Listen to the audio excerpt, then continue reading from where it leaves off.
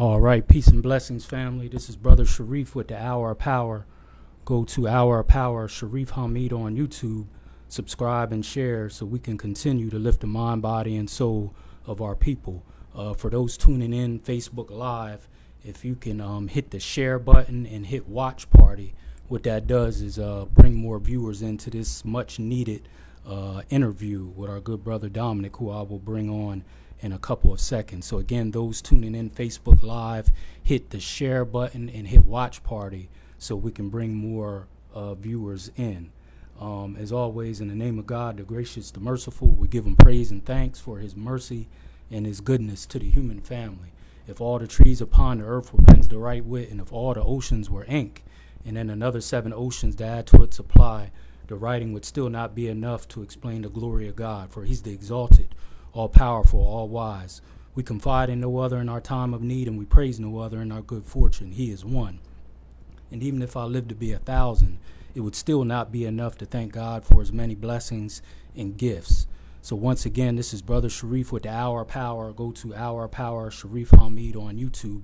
Subscribe and share so we can continue to lift the mind, body, and soul of our people. If anyone has any community announcements, please send it in through the Facebook feed, and we'll be glad to announce it. I know this weekend we have the Tray and Boot Classic on Saturday and Sunday. It's an all-day event at Penn Park. There'll be many vendors there with that event. So that's the Tray and Boot Classic this Saturday and Sunday at the historic Penn Park in inner city York. And again, if it's any other announcements coming up, please inbox them or put them on this feed on the Facebook feed, and we'll be glad to announce it. Thank you for our viewers on Channel 16 Local Access TV for tuning in also. Before we bring our good brother on, we always do a nugget of truth, which is a historical fact or something current to open up your mind to truth and open up your mind or educate you on something you may not have known. It's not a lecture. It's just what it says. It's a nugget of truth. So I thought it was fitting with having our good brother Dommonick on. And if you've never been to Studio 29, I believe you still have the photo there of Tulsa, Oklahoma, better known as Black Wall Street. Yes, sir. As soon as you walk in the building. So Studio 29 is located 29 East Princess Street here in York. Our good brother just opened that a little over a month ago. We've done some of our interviews there, and it's a very powerful organization and location there for our people in the city. So it goes right into that, our nugget of truth. It's about Black Wall Street in Tulsa, Oklahoma, and just a quick backdrop of how all that started. Back there in the Greenwood District in Tulsa, Oklahoma, 1920-21, it was a 35-block radius of churches, movie theaters, auto mechanic shops, doctor's office, dental office, movie theaters, anything you could think of, with about 100,000 black people there, 35 blocks in what they call the Greenwood District. June the 1st of 1921, that whole 35-block radius was bombed basically by the U.S. Government. I don't know who else would have the capability to bomb that area. It is the worst tragedy in American history still to this day. 300 to 500 people, mostly our people, were killed, and they keep talking about these other domestic disturbances, but hardly ever do they talk about what happened June the 1st, 1921 in Tulsa, Oklahoma. 300 to 500 people were killed, and that whole 35-block radius was destroyed from bombs above. All you got to do is Google Tulsa race riots, and you will see the carnage it was left June the 1st, 1921. Again, business district. They called it the Greenwood District. Anything that you could think of for our own survival, they had it there to show, again, like I mentioned the other night, that our unity is more powerful than an atomic bomb. I don't know about any other entity that made that go but us. Our dollar didn't leave in the same day like it does now. It turned over and turned over. How that bombing or that massacre started was 2 days before, a young man by the name of Dick Rowland, who was a shoe shiner. He was just a teenager. He was at a business building, get ready to get on a elevator with a young white teenage girl by the name of Sarah Page. All we know is once he got on that elevator, all hell broke loose because she said, "He's raping me." He panicked, dropped all his equipment, ran out. The Tulsa police arrested him the next day, and the white community in Tulsa tried to bum rush and raid the Tulsa Police Department, saying, "Turn that N-word over to us." This went on for hours and hours. The police department, not because they were so concerned about Mr. Rowland, but because of public safety, so to speak, they refused to turn him over. So a riot broke out. Many people were killed. Some whites were killed, but more blacks were killed in that melee, which led from May 30th all the way into June 1st, and then that's when the bombs started dropping. So all those churches, all those businesses that we had were gone, and 300 to 500 people, according to some historians, were killed. This tragedy is so well known, so to speak. Those who are 70s and 80s babies, y'all heard of the R&B group, the Gap Band. The Gap Band, led by Charlie Wilson, they are from Tulsa, Oklahoma. Many people don't know they got their name from that incident. The three most affluent blocks in that Greenwood district, one of the streets was Greenwood, the other street was Archer, and the third street was Pinehurst. That's where they got the name Gap Band, G-A-P. And then one of their most famous songs was "You Dropped a Bomb on Me, Baby." What were they talking about?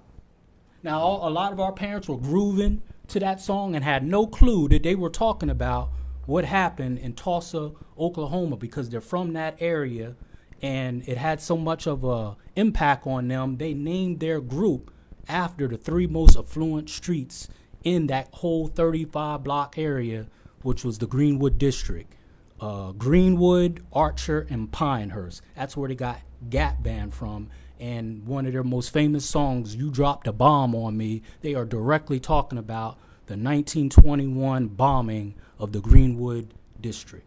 So that's this week's Nugget of Truth by the Hour of Power. And you can get this book and many others called The Burning, and it talks about it in detail about how, and also with Dick Rowland, it was found that he had so much of his shoe shining equipment on him. As Sarah Page got on the elevator first, he either tripped over his own equipment, and she had a very long dress on, and he tripped over her dress and accidentally fell on top of her. But we know through history that many black men were lynched for accusations of rape by white women. Nothing racist, it's just a fact.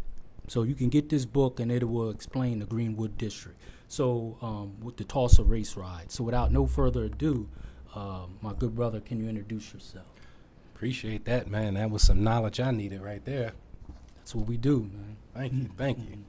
Dommonick Chatman, appreciate you having me on again, bruh. I am a local entrepreneur.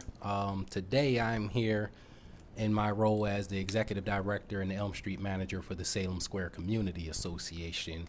And we're going to talk to you guys a little bit about economic development and why it's so important for us in this city to take back control of our neighborhoods and build our community up ourselves. So I'm going to share a little bit of knowledge that I have with you guys, and hope that you guys reach out and engage with us so we can get some serious dialogue on here today.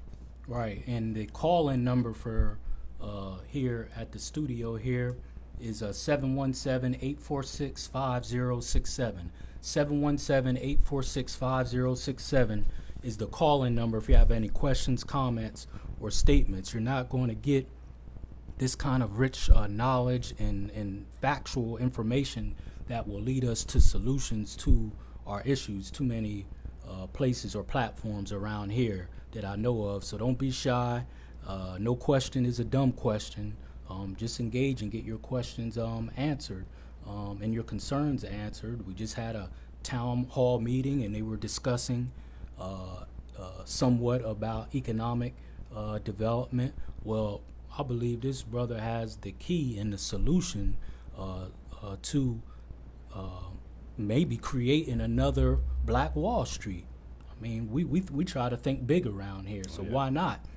And our unity is more powerful than an atomic bomb. Always remember that. What area, because I'm going to let you rock on with it, brother. I'm not going to interrupt much because I know you have a lot. What area about economic and development do you want to inform our people about here in York, PA? Today we're going to really touch on building our neighborhoods up, whether it's investing in real estate, investing in our education, investing in workforce development. It's about us, the people who live in the neighborhoods, taking control and having a vested interest and some ownership, some equity stake in our neighborhoods. So from our standpoint over at what is now the Salem Foundation of York, we have some key initiatives that we created going from 2019 through 2021, and I'm going to share some of that with you guys. And we, again, over at the Salem Foundation of York, we encourage everyone to come participate, get involved with some of the efforts and initiatives that we have taken place, and I'm going to outline a few of them here today. So our first component with our key initiatives is industrialization of the education of our youth. And what that means is, again, taking control of providing quality education for our kids. One program that we were able to work with Brother Sharif here in the Black Collective, back in January or February, we started the reading program over there. Black Collective Reading Program, and they changed it to Harambe Reading Academy. So that was one thing that we realized we had to get involved with, and this initiative started by the Black Collective focused on getting kids from the inner city, primarily Black kids from the inner city, reading on the appropriate grade level. So that program was very successful at the Championship Community Center. They did another session over at Jabaz Ministries, which just recently ended with a trip to the African American Museum down in Washington, D.C. Very successful. Very, very. And what a better way to end the program than giving those kids access to their history, their true history. So the reading program was one initiative. One of our major initiatives we're focusing on is the trade school. We are bringing a trade school into the inner city. We've been working on this initiative for almost 2 years now. When we initially got started with this, we didn't realize how much detail and cooperation we would need to start a school. But we've linked up with some very good consultants, and some really solid corporations have gotten on board with us. So in the next couple months, we're going to release some more information in regards to the trade school that we're going to be opening up here in New York City. A location for that yet? Or? We do have a location that we'll share at a later date. Okay, I understand. All right. Another aspect of the industrialization of education of our youth is entrepreneurship. Not everybody needs to go to a 4-year college. Not everybody even needs to go to a trade school. Find something that you're passionate about, and then find someone who can teach you how to turn that into a business. That's being an entrepreneur. Making money doing the things that you love, the things that you enjoy, that's entrepreneurship. Now, whether or not you want that to become something that provides great wealth for your family, well, that's going to be based on the amount of effort that you put into it. But entrepreneurship and taking control of your finances are one of the key initiatives that we're going to focus on in the inner city and building small businesses from within our neighborhoods. Another key initiative is promote the value of our community. So we have a Safe, Clean, and Green initiative, which I think is very self-explanatory. We want to make our neighborhoods safe for the kids, try to put an end to a lot of this violence that's taking place. We want to make our neighborhoods clean, pick up some of that trash in the hood, and green. Let's start getting urban gardens. Let's teach kids how to farm, grow their own food, so we can get away from all this processed stuff that's killing us. Family engagement. We got to get our families engaged in having dialogue at home around the dinner table. Talk to your kids about how their day went. What do they have planned for tomorrow? What do they have planned for the next 3 to 5 years? Are parents sharing their financial goals with their kids? These are things that we need to be discussing with one another.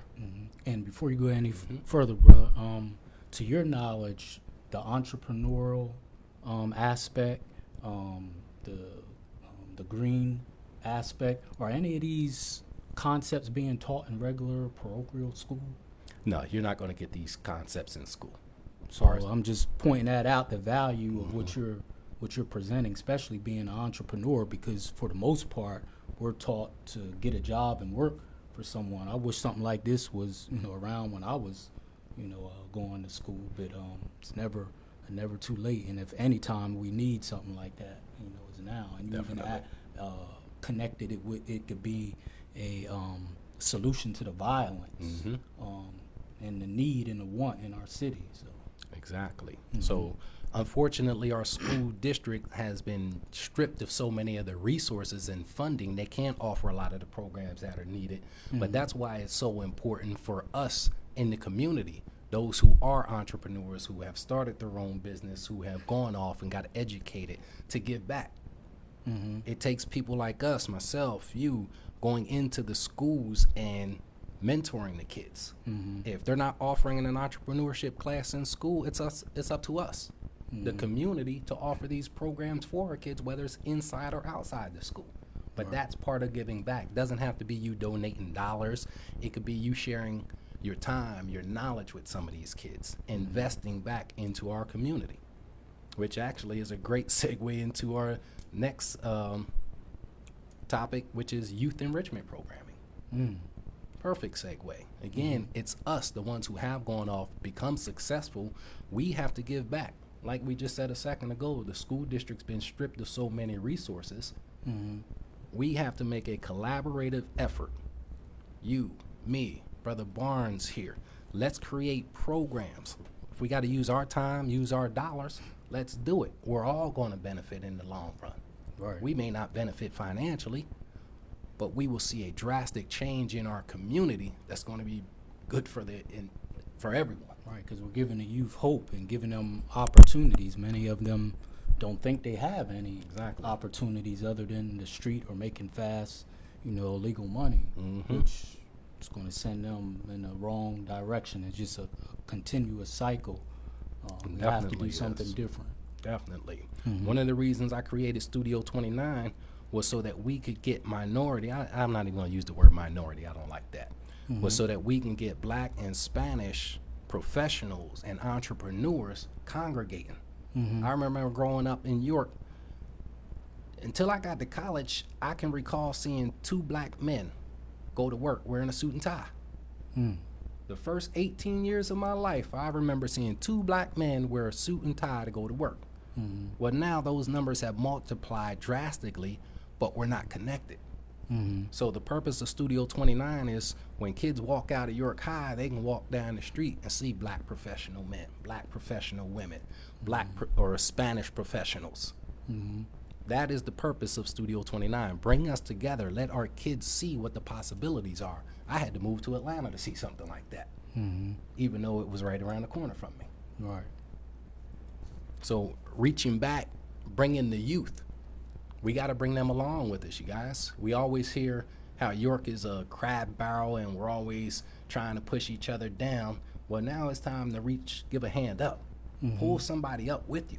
And I heard someone mention that as a concern at the forum that they had at City Council the other day, because I'm not going to lean on the negative, but one young brother there, he goes by the name of Brother G, and he actually has a urban radio station, and he said, where are the programs for the youth 14 to about 21, 25 who are actually have lost their way, so to speak? Where are the programs for them to give them hope or to reel them back in? Is that some of what you're talking about, or are you more talking about youth that are in elementary, middle school, or both? Actually, it's both. So the trade school we're focusing on, we actually start at K through 12, and then we go up to 28 years old. Well, we're looking at that young adult population that has been described as just being lost out here in York City right now, have no direction, don't know who they can speak to, who they can trust. So we want to give them an opportunity to get back into the educational system. Come learn a trade in which you could provide a quality income for your family and possibly even turn that trade into your own business. Right. Now we start to create generational wealth Mm-hmm. because not only do you pass that knowledge, you pass that skill set down to your children who can pass it on to their children. Perfect example here, and I hope they don't mind me sharing this, but Mr. Ford with Ford Electrical, his son Sean Ford just started his own electrical company as Mr. Ford is getting ready to retire. So that's passing that knowledge down, passing that skill set down, that generational business. That's how we start to create wealth within our community.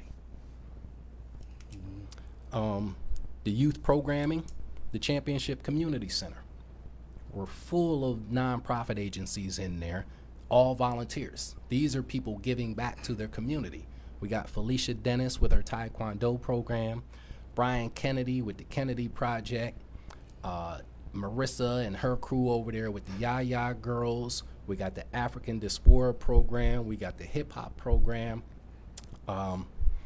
We got a new youth program. These people just got started over there. Urban Works, I believe, is what the name of this program is. But it's a soft skills program where they teach kids about interview skills and things like that, how to conduct yourself as a professional. We got the Reading Bug over there. These are people giving back to their community. This is part of community development by, again, giving back. So, again, all these programs are free to the kids, and they're being conducted by people who aren't asking for income. We're giving our time, we're giving our energy, we're giving our knowledge to these kids because that's what we love to do. We care about these kids, we care about our community.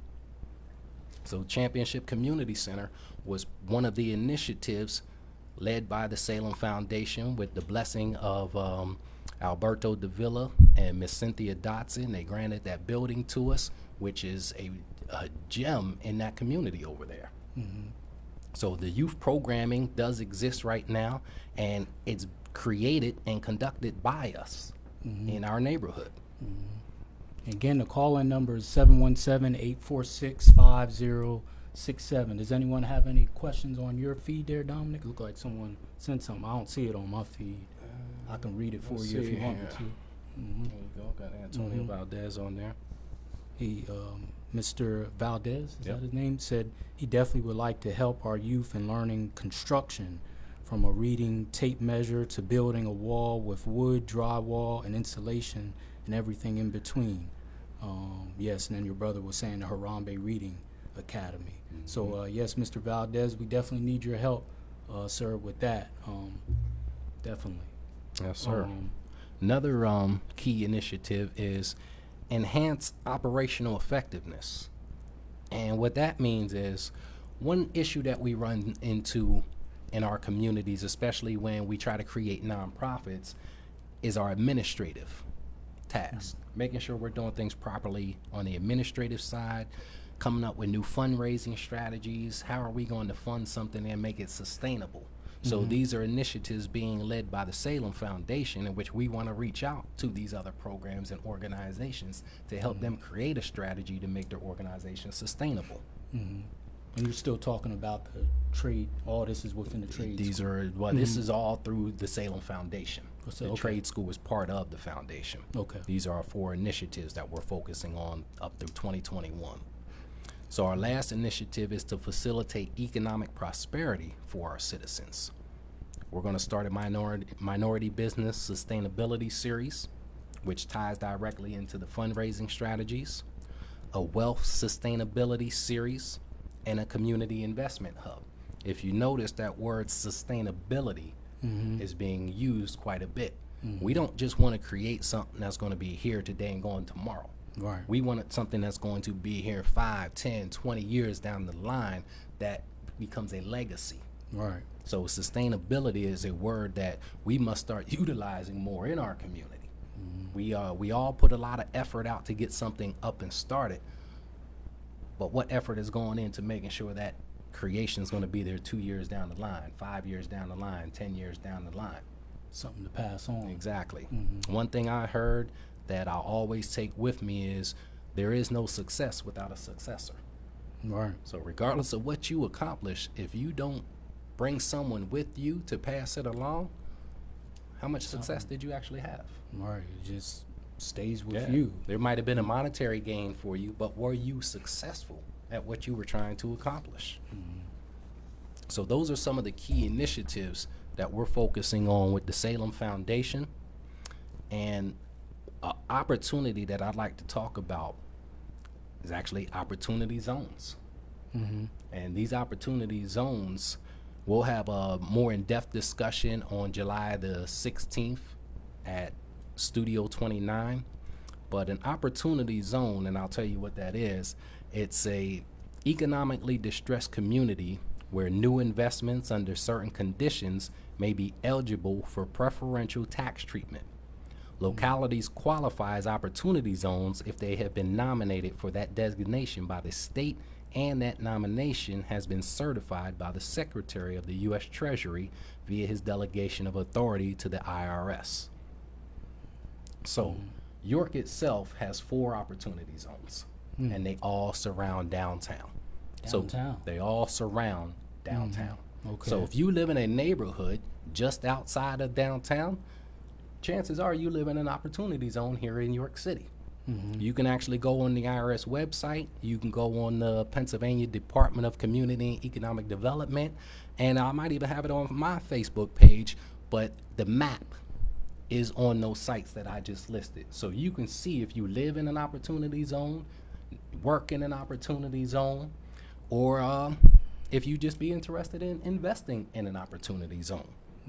So with these tax, don't want to call them credits, but with this preferential tax treatment, it allows us to invest in our neighborhood and defer the capital gain tax that you would typically receive when you profit off of selling some real estate.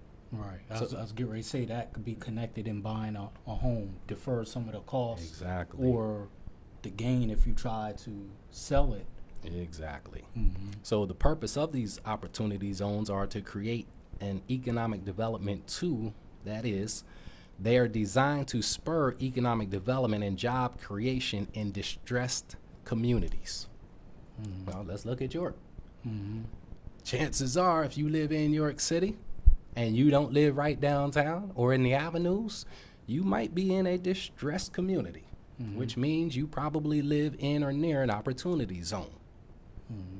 So what we want to do is bring some investors together, some developers together, and again, let's take back our community. Let's buy up these residential properties. Let's create some home buying programs. Let's reinvest our dollars. So as you mentioned earlier, that dollar recycles in our community. Right. Now we have economic development taking place through the form of housing development, job creation, and education.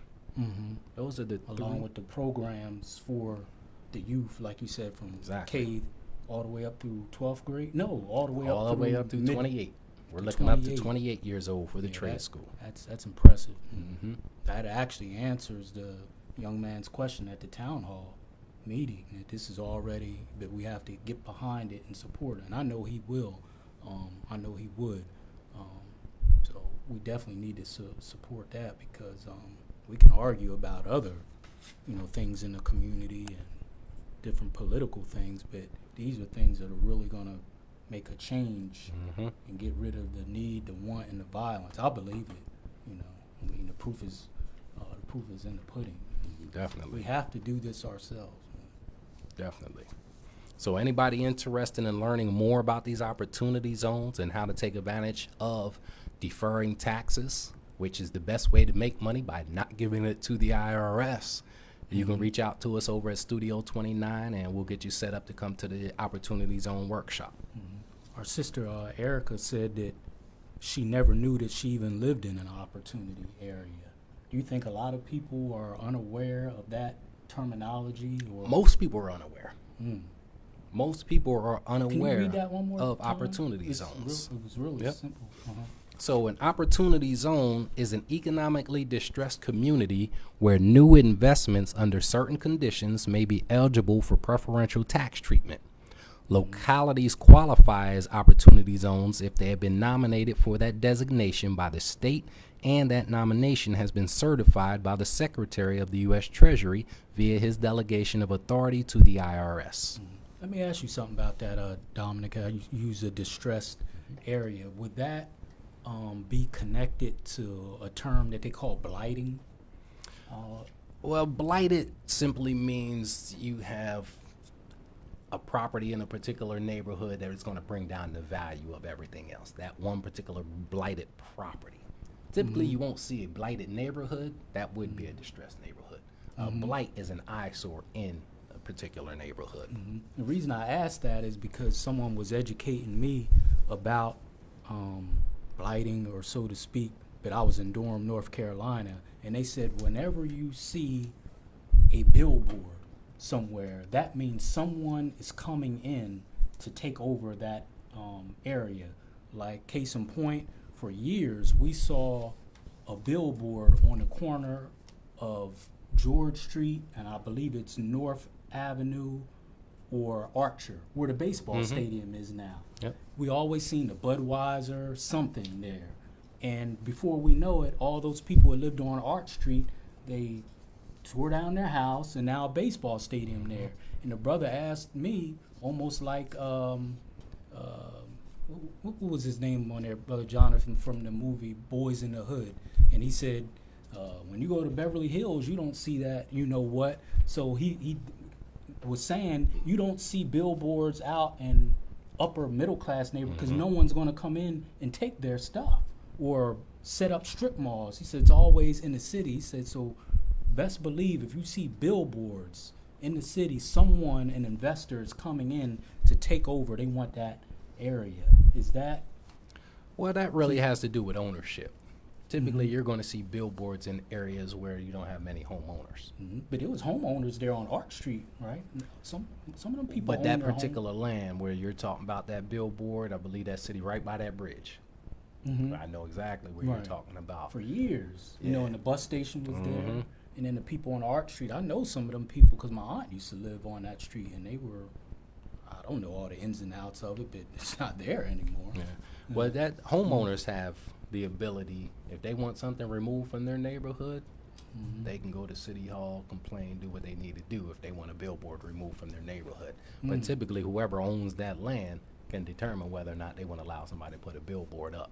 Now that a billboard can be a blight in a nice neighborhood. That's why you won't see billboards in Wyndham Hills. Right. That would be that's considered what the a brother was blight educating me on. in Wyndham That's Hills. not blighted. That would be considered a blight. You ain't Right. gonna drive through Wyndham Hills and see no billboard. Not right. gonna happen. Right. That's the point he was Nah. he was making. But you can drive down West Market Street and see that billboard on the side of somebody's house.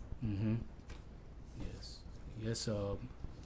Connect with us, Miss Allen. Miss Nadine Allen said sounds very interesting. She would love to link up. Yes, we need all the interested and serious people that we can to make this a reality. So definitely link up with us. Call in. Don't be scared or afraid or apprehensive to call in. 717-846-5067. A wealth of knowledge being given here. So as we're talking on economic development, we've all seen all the development that has taken place downtown over the last, 13 years now. I don't know how many of you are familiar with this document here. It's called the River of Opportunity. But this was created in January of 2006. And it's a comprehensive land use study and economic development plan for the Codorus Corridor. So everything that you've seen, starting with that baseball stadium, York Academy Regional Charter School, the Northwest Triangle, was all birthed out of this document here. So that baseball stadium to what was the Yorktown Hotel, those plans have been created almost 20 years ago. Wow. We're just now learning about some in of that this stuff. direct area. It was no doubt in their mind that's where it was going to be. Exactly. So if you've never seen or read the River of Opportunity, Google it. That is the development plan for what you have seen take place in York City over the last 10 to 15 years, almost 20 years. So that means they could possibly be working on something else somewhere else. This is during, I believe, public this is the information? last phase. Oh, yeah. I was living in Atlanta when I came up to learn about this. This was one of the reasons I came back to York, because I saw all the opportunity that was about to come with all the development. This was a $1 billion plan, and they're about 3/4 of the way done with it. How much of this economic development have you been a part of? We got some construction companies here that have missed out on this $1 billion. Now, I've been told that Black construction. Oh companies? man, I was told that when the baseball stadium project took effect, it was a $25 million project. Out of $25 million, less than $75,000 went to minority developers. $25 million, less than $75,000 went to minority developers, and not minority, but black developers. Now, if you go back to the panel discussion we had at Studio 29 with the city council members a little over a month ago, it had to have been May 18th, because it was about 2 days before the election, which was May 21st. Councilwoman Aguina Washington addressed that, and I directly asked her, I said, well, what about how many black construction companies are here in York?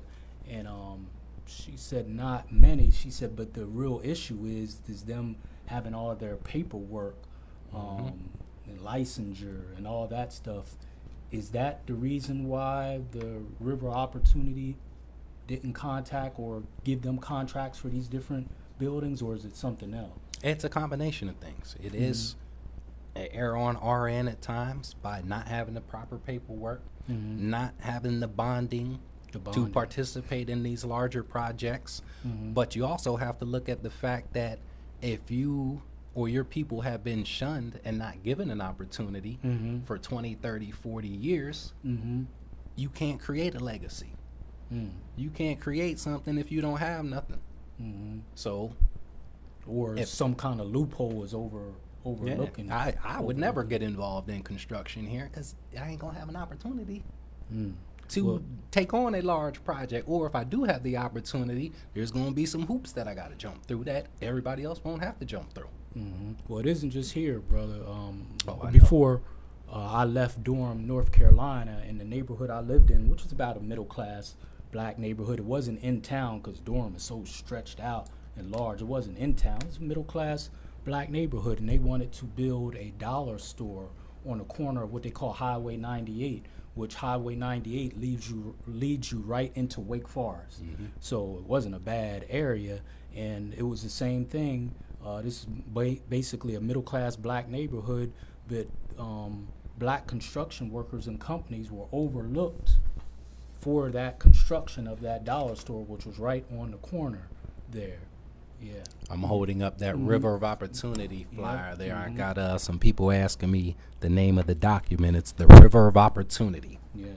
So that's what was going on in Durham, North Carolina. I don't know what the ending verdict was with that, because I had moved back up here, but it was the same thing. And these construction companies, I'm assuming that they had everything they needed, because they kept saying, we have what we need, and we were overlooked, and this is a black community and neighborhood. So I hope they didn't just let that slide. But when I was leaving, it was already under construction, so I'm imagining all the paperwork, the contract. You just can't have someone start a project like that. So it's everywhere. Yeah, well, it's time. There's a movement taking place here in York right now. You can feel the energy. We have organizations like Crispus Addicts, York County Economic Alliance, HAC, and the Small Business Development Centers that are offering programs, small business development programs, to help us get the financing for projects, HR, management issues, sustaining your business, navigating through the resources. So anybody who's interested in these small business development programs, you have a 5-week course being offered. It's a small business startup open to all interested in starting a business. Starts July 25th. Then there's a 7-week course in construction open to all contractors. And again, this is something being hosted by the York County Economic Alliance, and it'll take place at the Loretta Claiborne Building, Suite 140 at 605 South George Street. The sessions start at 5 and they go till 7 p.m. Dinner will be provided. So again, anybody who's interested, there are some small business development programs that are going to be taking place so that you can get right and you'll be able to compete for some of these larger jobs. Mm-hmm.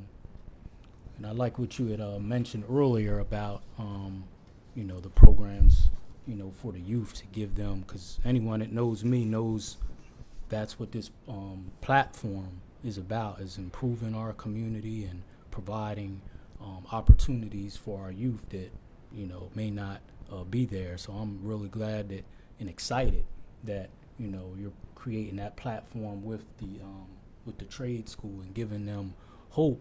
And we know historically that this is what, the powers that be or this country expects, is the youth to go down the wrong, path, and they're not really creating much, opportunity. And not to get political, but I remember when I think Hillary Clinton was running, and I forget the term. I've done many talks on it, but I forget the term. Maybe our brother Jonathan, you could look it up for us, the term that they used about the youth in inner city super predator myth. Thank you. Yeah, she said, beware. Actually, Professor John Doolio out of, it was either Princeton or Harvard University way back in the 80s when crack cocaine first started hitting, and he said the country should be on high alert for the super predator myth. These are juveniles who have no aim. Some of the same words that you use. No aim, no purpose. They're killers, they're murderers, and they're going to ravage our communities. And he called it the super predator. And then Hillary Clinton came and repeated it, and then she tried to retract it when she was running, for office. But this is the expectation of our youth. And sad to say, when we see all this carnage, going on, the same terminology that he used, it almost gives them justification. It says, see, we told you.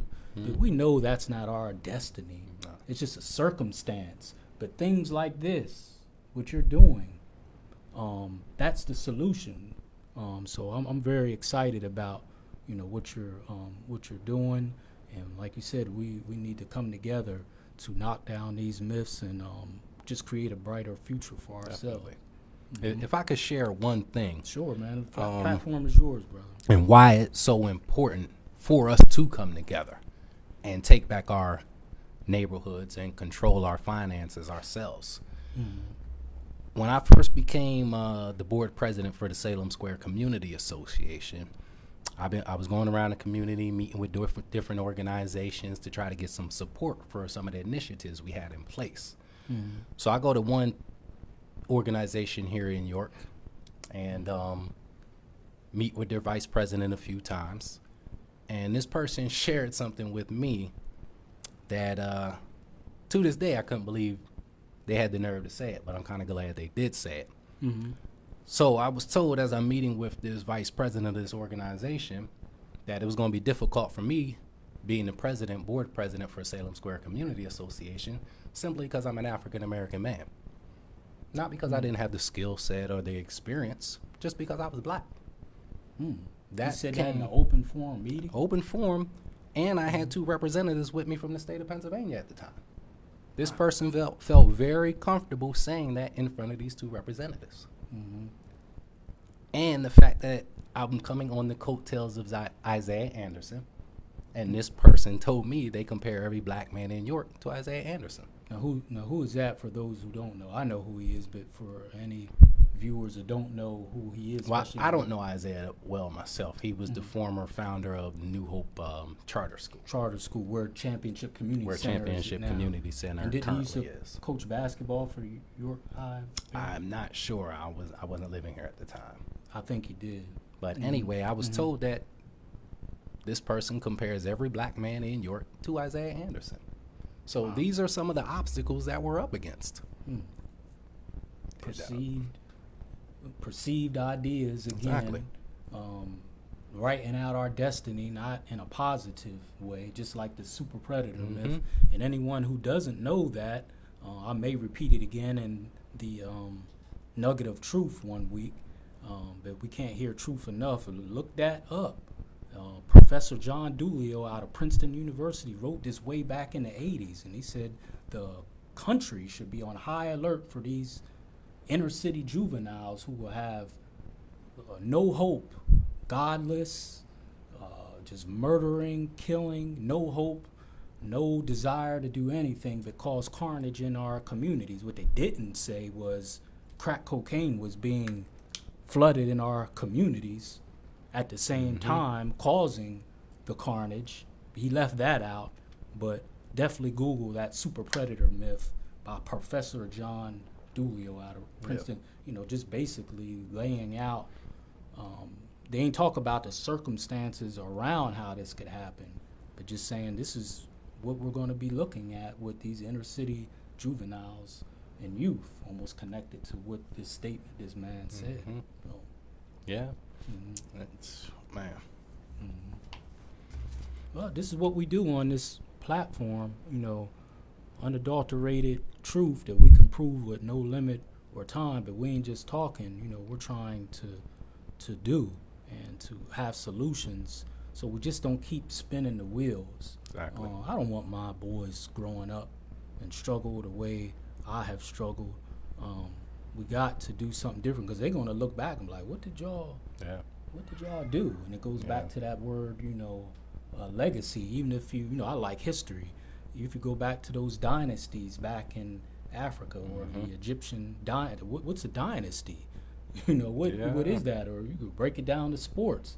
Someone that wins 2-3 championships in a row and keep having that success. But they had dynasties stretching centuries back in Africa, but that means someone left something so the successor would come behind them. And if you look at those dynasties in Africa with Egypt, the current successor, they didn't rule any more than about 20 or 30 years max. That's not a lot of time. So we have to create something to pass on. We got to come together. One thing I've That lived, unity word again. I've lived up and down the East Coast. Atlanta to me was a godsend, an oasis. I got to see people of all colors, ages, thriving and supporting one another. So when I came back to York, it took me about 2 years to adjust. Because there was no diversity here, there was no inclusion here, and we're still working on that. And I've been back 13 years now. Not much has changed.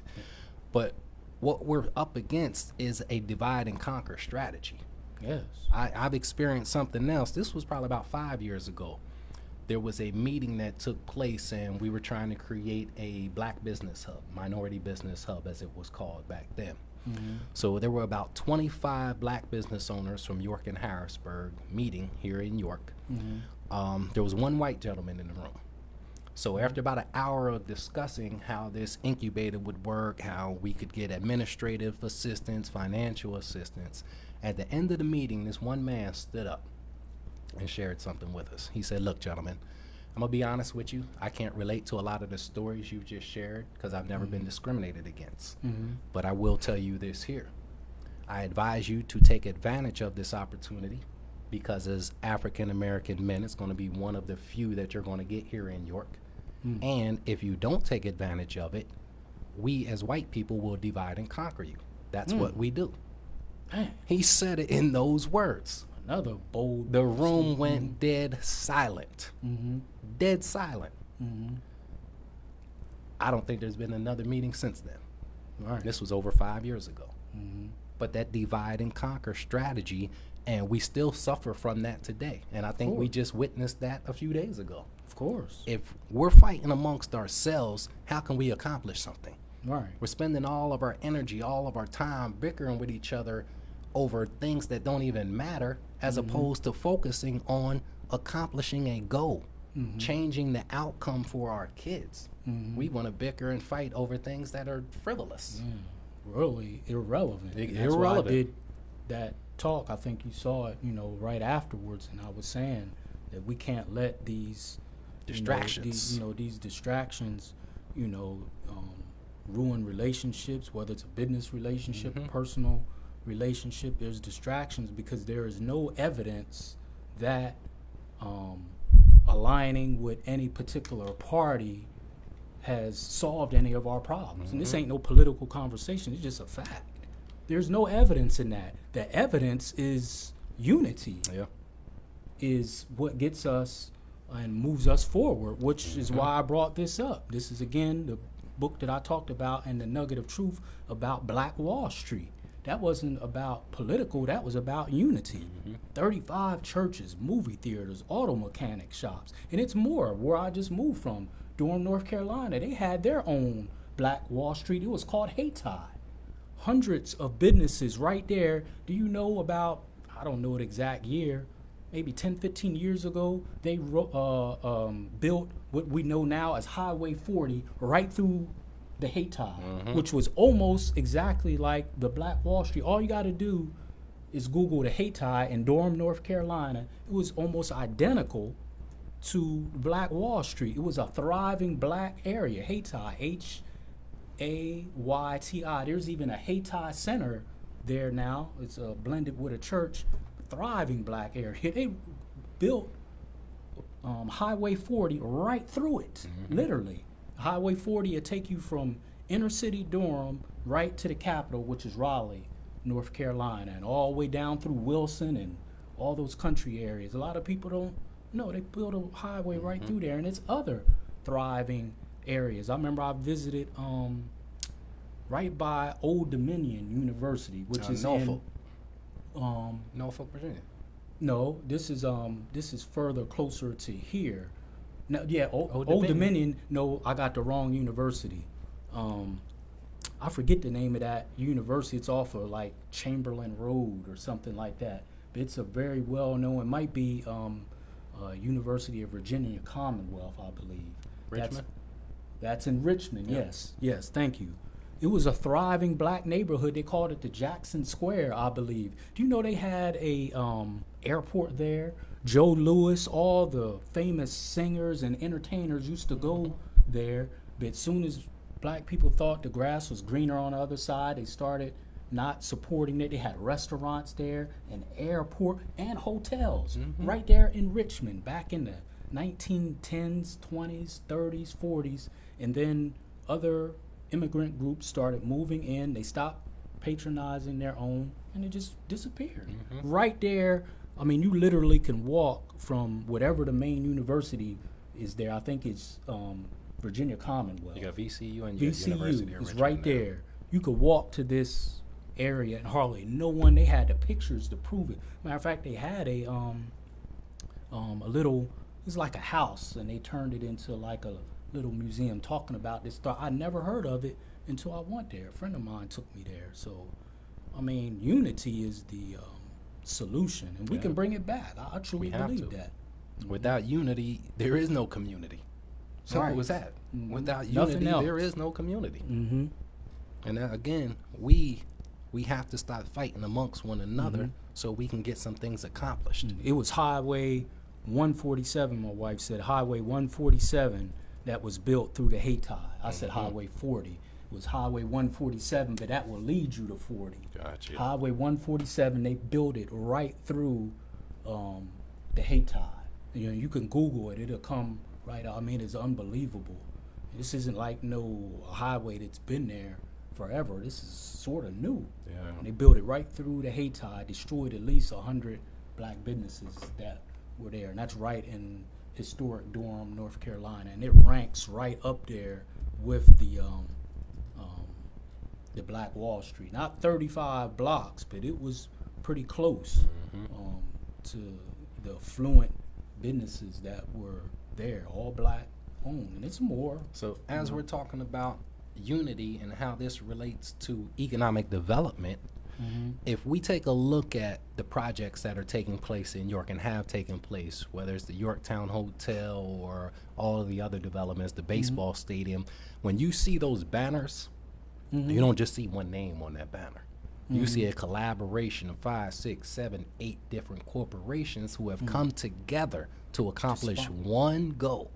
Sponsoring? Not sponsoring, they're partnered in that initiative.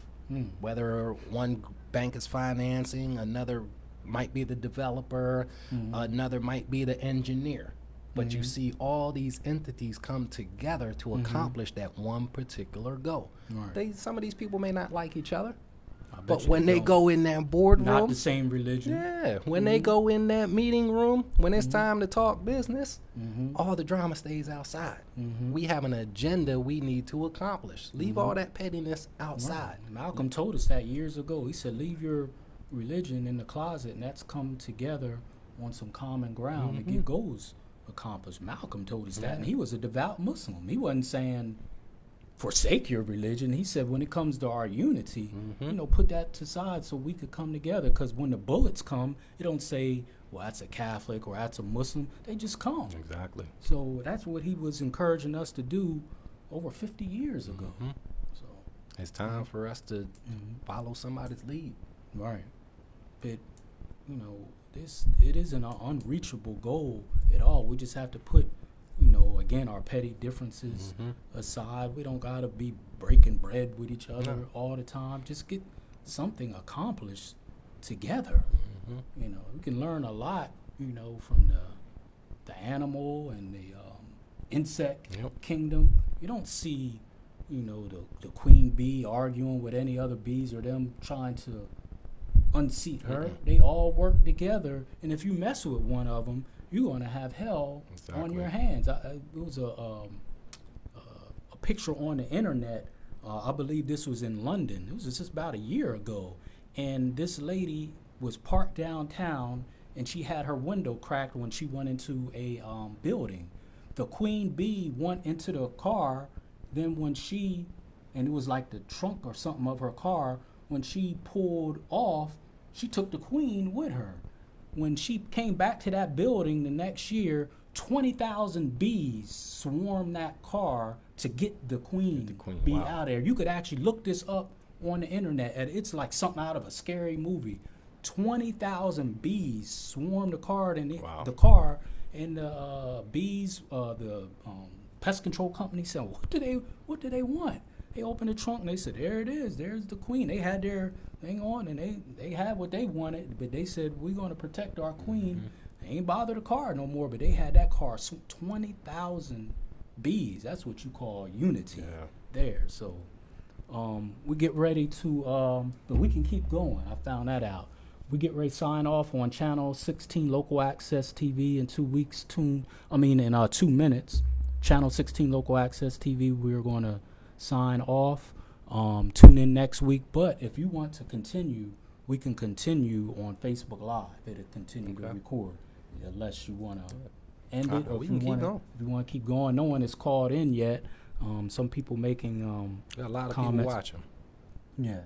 Anyone have any questions or comments on your feed? I got one gentleman asked how many black-owned businesses are in York City. That is a directory we are in the process of putting together right now. Find out how many black-owned businesses actually exist, not just in York City, but in York County.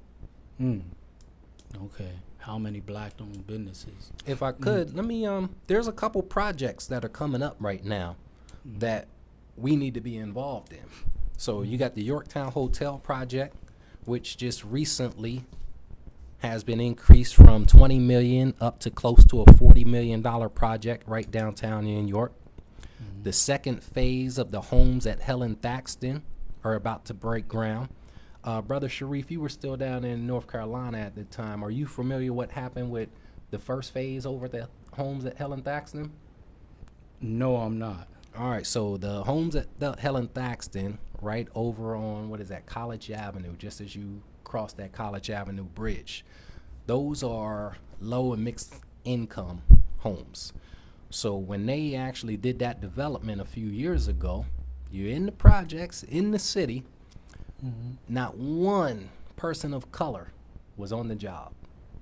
Not for the one. Development of Helen Thaxton. For the homes at Helen Thaxton, as soon as you cross over the College Avenue Bridge. And the homes are there. Now they got rid of the park. Yeah. Right. So they built, they eliminated the park and got rid of Thaxton Park and put the homes up. You think that's a good idea?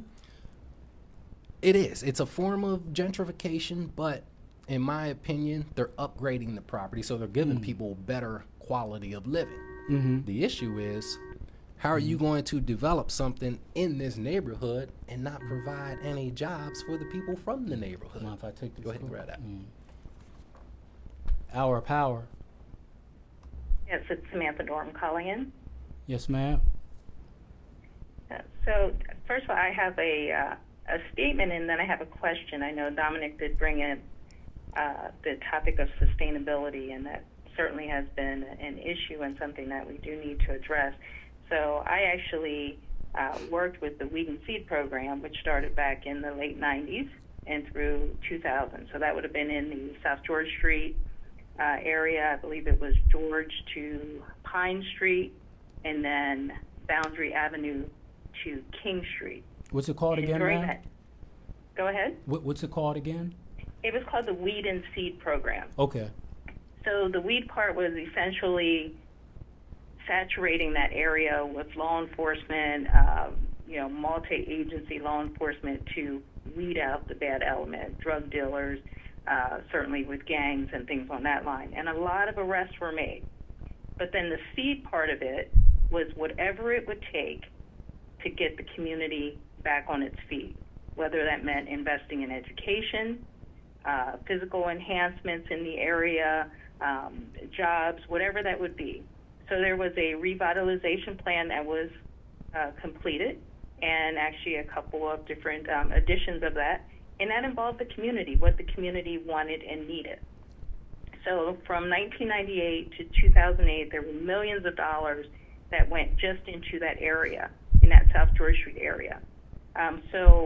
First would be the question of what was the impact or result as far as from a sustainability plan all these years later. Are we seeing a difference there? Because this is where Dominic's now at on the West End, to make sure that, they can implement but also sustain.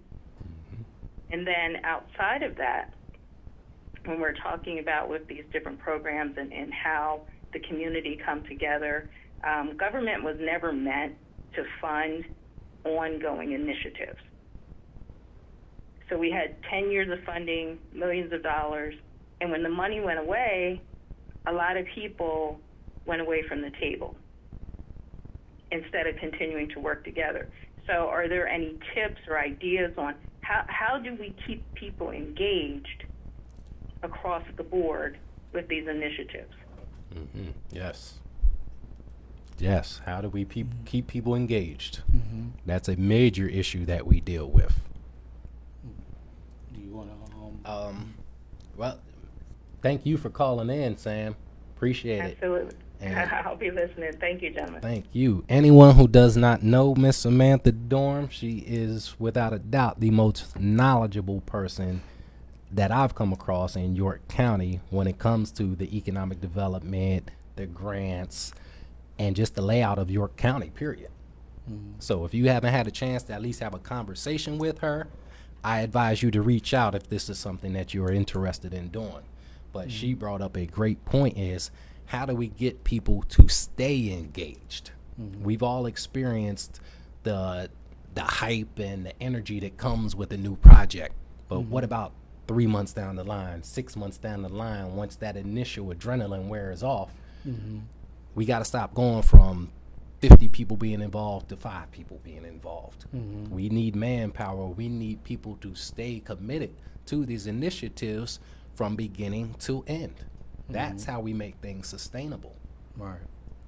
One thing we experience over at Salem, the Salem Foundation, again, we have a solid board of 8 people, along with myself makes 9. But for the things that we're trying to accomplish, we need the entire community. Opening a trade school is not something that can be done by 6 or 7 people. Right. Running that community center is hard to do with a few people. We need the entire community to get involved. Again, we're all volunteers. So very few of us are able to do this on a full-time basis. Luckily, I'm self-employed, so I can provide 20 to 30 hours a week for the nonprofit, but not everyone's in that position. If we can get 2 hours from 100 people, that's better than having 30 hours from 3 people. That's how you get burnout. Exactly. I was there the other day, I believe it was Saturday, and I was there with our good brother Brant. Mhm. And he was and my boys, they, there was something wrong with their inner tube or their rim. I couldn't fix it. So we contacted it's just our mindset. We contacted that place called Gun Hole. It's like a bike shop on Susquehanna Trail. Yep. And I was like, well, wait a minute. Brant, does that. Or the boy's mom said the Brant does that. So I contacted him, and I gave him the bikes, and he took them there and fixed them, and I gave him a donation. I said, I'd rather give my dollars to someone who is, providing their time for a service for the community than to. And it was an absolute rip off the price that I could have damn near bought a new bike with. It was just a rim and a inner tube or something. Yeah. And shout out to what- Brother Brant Kinsley, man. He has the Pedal for Peace program. Yeah. He operates out of the Championship Community Center. So when you see a lot of these kids out here on bikes, don't assume these kids are unruly and just all over the place. This brother has a well-structured program, and these kids are very respectful. But again, this is one brother. Sometimes he may have 30, 40 kids on a bike. He needs help. In that room, it was full. Oh, man. It was full of bikes. So, like, what exactly do you need from the community, volunteer-wise? Like, is it a particular area? Is it a particular service? Like, what is it that you need? It's we need people. We need people, whether we get people to come in to work with the kids, people to come help take the trash out, people just to come and talk to the adults. We got adults in there that are dealing with kids all day long. Come talk to these adults, help them keep their sanity. But again, come so the kids can see that you care. That's what's going on with these kids, man. They just want to be around people who care about them. And the 'Cause more they may not adults, be getting it from yeah, home or exactly, something. yeah. Don't know what their situation is. Yeah, these kids just want to be around people who care about them. That's it. It don't matter what color you are, what sex you are, religion. They just genuinely want somebody who cares about them. There's that word unity again. That is the key. I can't say it enough. I'm not ashamed to say it because the proof is in the pudding. Nothing else has worked.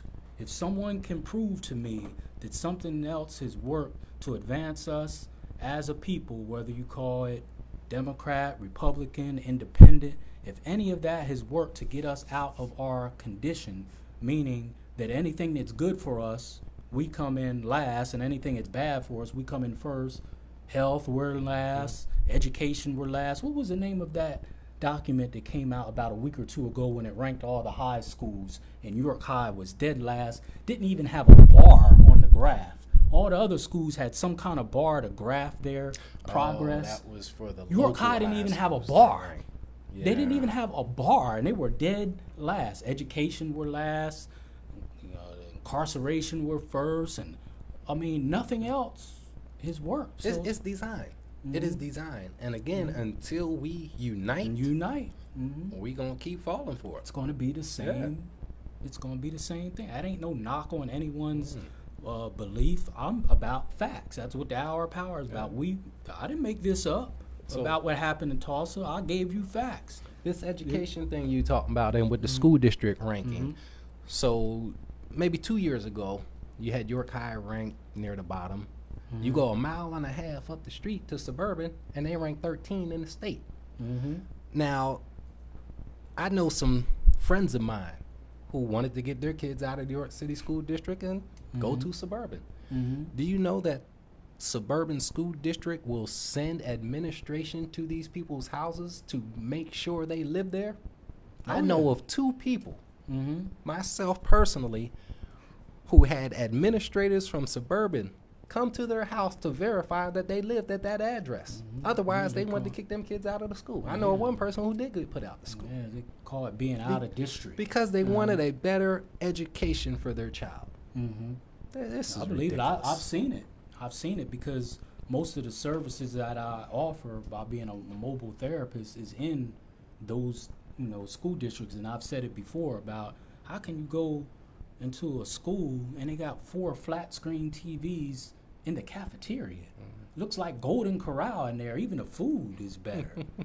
And you come to our, schools, and I mean, They it's strip away the bad. resources. It's bad. It's just like I'm sure you've seen the illustration where we're running the race, and it's a 100-meter race, but we got all type of obstacles. And then when Right. we think we're at the finish line gets moved back another 10 meters. Well, that's what we deal with. That is what we deal with, and things just aren't getting better, and they won't get better until we make them better. Right. And this is one thing you guys will always hear me say: stop asking for a seat at a table where you're not wanted. Create your own table, make your own food. If you're not wanted, stop asking for an invitation. And Make your own. You actually almost verbatim just quoted something from one of our great ancestors. Said that Elijah Muhammad said, "Don't go where you're not wanted." He was talking about restaurants at that time during the civil rights movement, and you had seen all this stuff on TV. We sitting there at the table, they spitting in our food, won't let us, eat there. And he said, "Stop going where you're not wanted. Do for self." Marcus Garvey before him said, "Create your own." And then he followed it up and took it to another level. So these are age-old lines and advice. We just seem to not get it. I don't know what more proof that we need about the importance of doing, for ourselves and each other. I think I mentioned it at the fatherhood program. We would think it would be awful strange if we seen birds begging ants for worms. Yeah. And that's in the animal kingdom, who's supposed to have less intelligence than us, but they know to do for self. We would think that's an awful strange thing. Like, man, a bird is asking the ant, or the ant or the bees is asking a whole nother species for something that they can do for, they just do for self. And they're not really worried about no one else but themselves. Even in the ant family, red ants hang out with red ants, and black ants hang out with black ants, even though they're all ants, but they just do their own thing. I ain't preaching segregation. I'm just saying, do for That's it. do for self. Yeah. It's a natural, innate quality that any living organism Exactly. has. That's just human nature. It's You human should be nature. provide It's for organism yourself. nature. Provide for yourself. Don't rely on other people to give you the things you need. Right. Everyone else Whether does it's it. government, whether it's the person down the street, provide for yourself. Has anyone, or not has anyone, but if you didn't get a chance to watch the BET Awards, just turn it on so you can see Tyler Perry's acceptance speech. I don't watch a beat. YouTube it, Google it, watch Tyler Perry's acceptance speech, where he talks about creating his own studio so that he don't have to ask for a seat at a table where he's not wanted. He made his own table. Now they're asking for a seat at his table. That's what we have to do. And again, like you said, this ain't no black or white thing. This is a provide for yourself thing. Provide for your family, provide for your community. Stop asking other people to give you a handout. Just do for self. That's it. Do for self. There's nothing racist or, we've been so conditioned to, look to other people as soon as people start hearing this kind of talk without hearing everything in context that you laid out from beginning to end, and some of the facts that I gave automatically, oh, they don't like white people. They talking about having their own or whatever, or automatically trying to include someone else. We're just trying to do for self. That's it. Yeah, because nothing else has gotten us anywhere else. Everyone else, does, for themselves, and they are not ashamed about, where they come from, their culture, and, you even hear people say, before they say those who come from other countries, before they say they're an American, they put where they're from before that. I'm an Italian American. I am a French American. They put where they're from and what they associate most with, before that, and they don't have no qualms about it. It's only us. We're the only people that got about 12 different labels of who we are. Jesse Jackson made up African American. There's really no such thing. He made that up in the 1988 election. There's no such thing. The slaves didn't come over here saying we were African Americans. That's how we got here. So where did that come from? He made that up. Some people say they're Black American, Afro. I mean, we're all over the place. Yeah. But anyone else don't have no problem identifying who they are. It's natural, like you said. Yeah, bro. Anything else you want to cover, bro? This has been very powerful. Please share this message. You're not going to get this kind of information too much anywhere else that I know of in this platform. I can't thank you enough, man. Just start educating yourselves, y'all. The things that you see taking place around you, you have access to it. You just have to reach out. You got to seek it.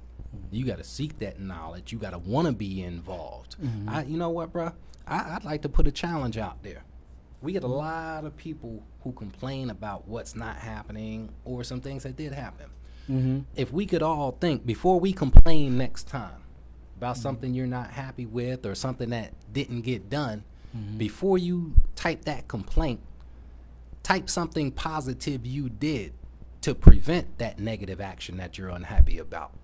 If you didn't do anything to prevent it, or if you're not actively involved, don't complain. Don't comment. Just continue to sit back and watch, but be quiet while you sit back and watch. Don't cause more division. Exactly. Yeah, we have enough divisiveness amongst us.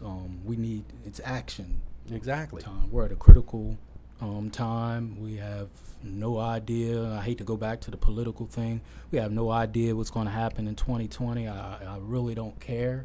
All I care about is us, coming together. We unseen what we haven't seen for years as far as who's in office.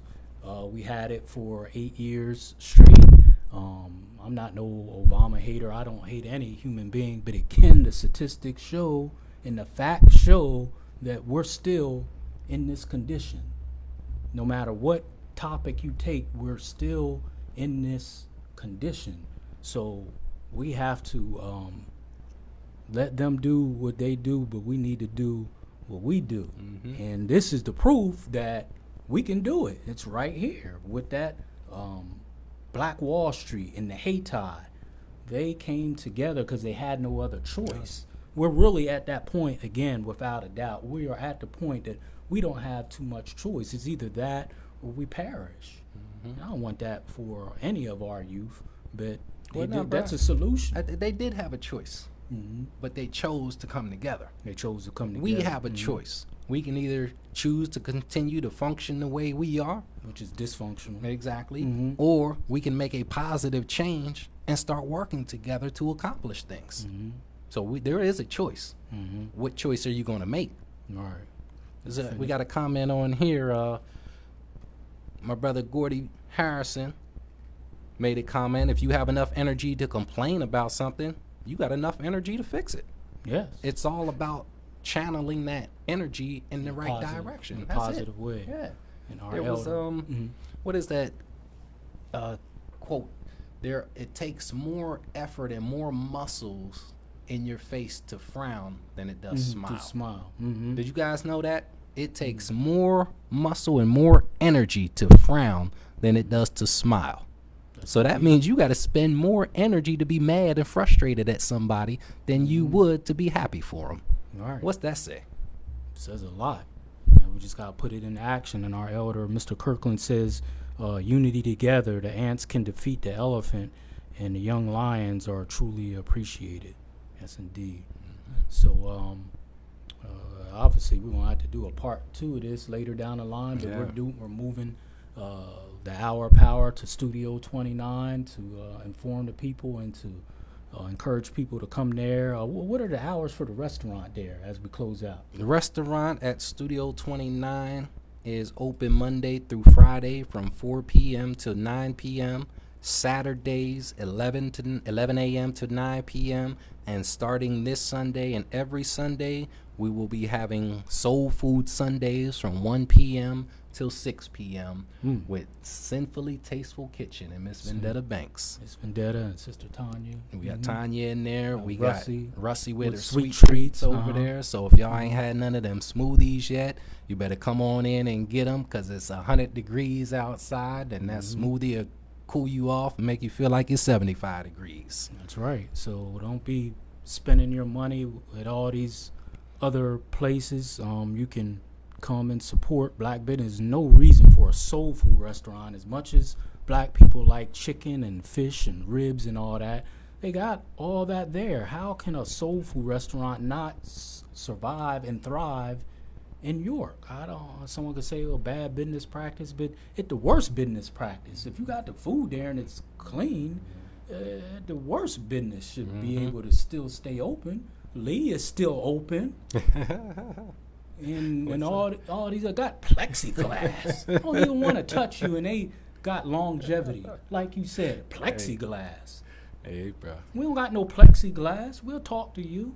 These places will talk to you and make you feel welcome. At least I think. Rhonda got her hair shop downtown. It should be like a rock concert there. As much as black women spend up to $1,000 on one hairdo, it should be like a rock concert in front of her door every day. And come on, man. We got the Unity Fest is coming up. Did you get a chance to plug the Unity Fest? So if you guys have not, Checkmate Entertainment has the Unity Fest coming up at People's Bank Stadium. So if you have not gotten your tickets for that yet, this is going to be one of the biggest events thrown by us to ever happen in this city. So make sure you guys get with Brother Conard over there. Get them tickets for Unity Fest. You got the next 35 and over event coming up, like Brother Sharif mentioned. You got the Trade Bull Classic going on its 9th year this Saturday and Sunday at Penn Park. So there's plenty of opportunity for us to get out, start networking with each other, put our petty differences aside, and let's start to build, you guys. So the next time one of those banners goes up downtown, you see some names that you're familiar with. You might see some people on there that you know, and it might be an opportunity for you. And reciprocate. You know, if someone supports your event, if you can, reciprocate and support someone else's event. And that's how this thing keeps, going, going around. Reciprocate. Reciprocity, which is one of the main principles of the 42 principles of Mayat. That's one of the main principles. Reciprocity, balance, justice. So this has been very informative. Please share this message. This is Brother Sharif with the Hour of Power. Go to Hour of Power, Sharif Hamid on YouTube. Subscribe and share so we can continue to lift the mind, the body, and the soul of our people. We should be doing some interviews coming up soon, maybe one tomorrow night. I have to confirm with a sister. She has a situation going on, but I will post it. And, of course, we're going to continue to do what we do at Studio 29. Thank you. Yes, sir. Much, brother. Appreciate you, bro. Sit tight, Appreciate the winner. opportunity. Yep. Hour of Power, y'all.